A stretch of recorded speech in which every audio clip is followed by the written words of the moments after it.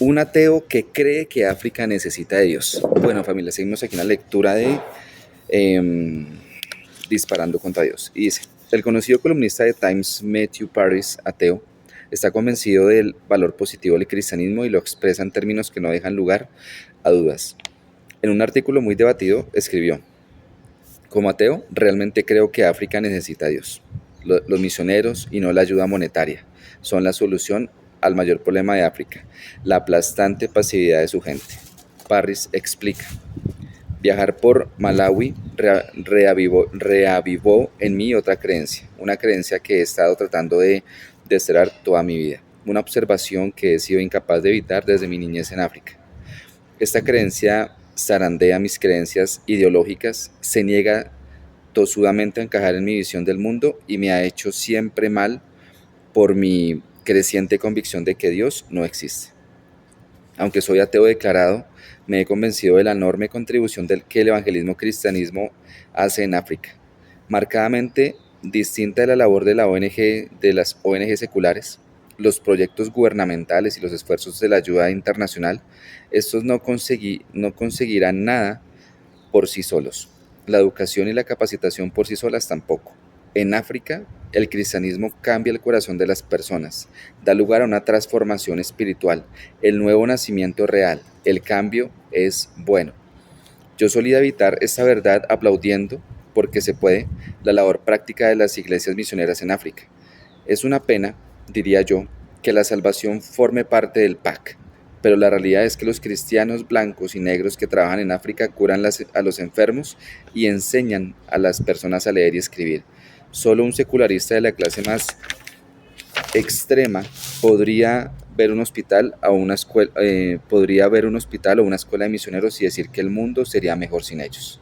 Parris concluye, lo que quieren que los que quieren que África camine con la cabeza alta en esta competición global del siglo XXI no deben engañarse pensando que proveer los medios materiales o incluso los conocimientos que acompañan a los que llamamos desarrollo dará lugar al cambio.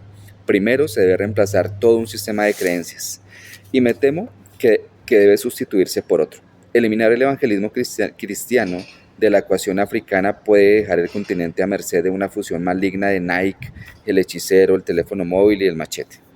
Parris, que se confiesa ateo, llega por tanto a una conclusión muy diferente de los nuevos ateos. Sin embargo, su artículo es creíble, suena a cierto. Por el contrario, Christopher Hitchens perdió su oportunidad obvia para destacar que no todos los cristianos son malos. Ha dicho que no podía pasar por la Casa Blanca o el Capitolio sin pensar que podía haber ocurrido de no ser por la valentía y el ingenio de los pasajeros del cuarto avión, que se les arreglaron para hacer caer en un campo de Pensilvania a solo 20 minutos del vuelo de su destino. Lo que omite es que uno de los líderes de ese valiente grupo de pasajeros fue Todd Bermer, un cristianismo evangélico, un cristiano evangélico. ¿Es toda una religión totalmente lo mismo? ¿Es toda la religión realmente lo mismo? Como alegamos los nuevos ateos, ¿van a agrupar a los Todd Bermers del mundo de los terroristas suicidas? Kate Ward escribe, si existe una raíz de maldad que se convirtió en una fuerza aterradora que casi destruyó el mundo a la primera mitad del siglo XX, es sin duda la ideología antirreligiosa de Alemania, Rusia, Vietnam del Norte y Corea del Norte. Hace falta una ceguera casi deliberada para negar este hecho histórico y suponer que las religiones perseguidas y aplastadas por aquellas fuerzas brutales son las verdaderas fuentes de mal en el mundo. Tapar las considerables evidencias de la contribución positiva al cristianismo y al mismo tiempo acusar al cristianismo y sus enseñanzas de los males de la cristiandad daña profundamente la credibilidad de los nuevos ateos. Esas distorsiones manifiestas de la historia muestran que no estamos tratando con el tipo de evaluación objetiva y comedida que tenemos el derecho de esperar de prominentes intelectuales públicos que dicen formar parte de la élite científica. De hecho, resulta difícil evitar la impresión de que en realidad no estamos tratando con intelectuales, sino con personas tan obsesionadas con sus ideas preconcebidas que se han alejado de la realidad.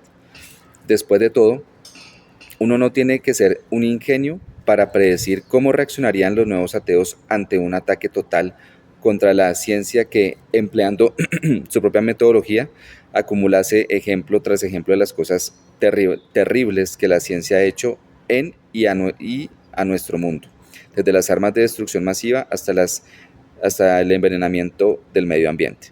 A fin de rechazarla por peligrosa o inmoral, de hecho, hay sin duda muchas más evidencias para decir que la ciencia provoca guerras que para afirmar que el monoteísmo provoca guerras. Como siempre, David Berlinski lo expresa de forma concisa.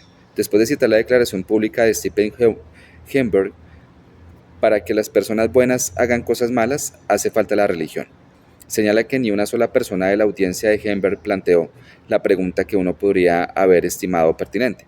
¿Quién impuso sobre la sufriente raza humana el gas mortal, el alambre de espinos, los explosivos letales, los experimentos genéticos, la fórmula del B, la artillería pesada, las justificaciones pseudocientíficas para las limpiadas étnicas, las bombas de racimo, los submarinos de ataque, el napalm, los misiles balísticos intercontinentales, las plataformas espaciales militares y las armas nucleares?